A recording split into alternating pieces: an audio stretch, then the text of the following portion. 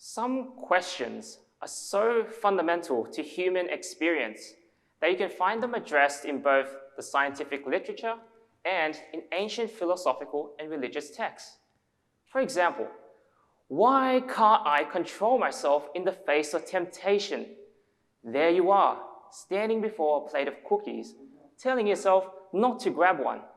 But all you can see is the cookie, and in the blink of an eye, all that's left are crumbs and regret.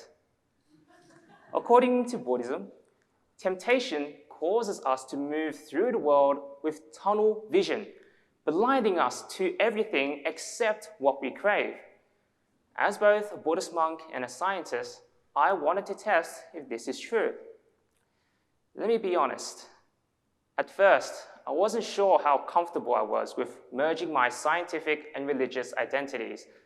It's often drummed into us that science and religion are incompatible. However, as I've developed this project, I've come to find that the wisdom of one can enrich the wisdom of the other.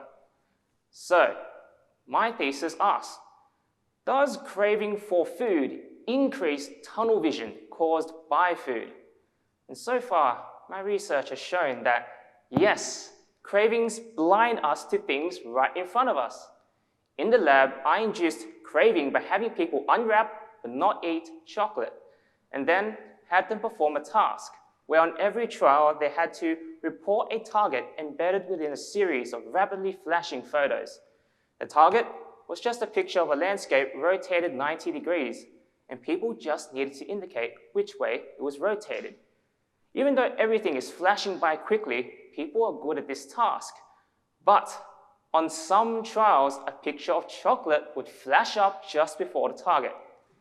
And I found that the stronger these participants reported their craving for chocolate, the more the pictures of chocolate blinded them to the targets. The stronger the craving, the stronger the tunnel vision. I'm now testing to see whether this pattern of tunnel vision predicts how much chocolate people will eat, and is ultimately lays a foundation for me to test whether ancient Buddhist techniques of mindfulness meditation can help people overcome the tunnel vision and excess eating. So I'm excited by these findings and the implications for real-world health, but I'm also excited by the extent to which these two traditions, the hats I wear as a Buddhist monk and a scientist, inform each other.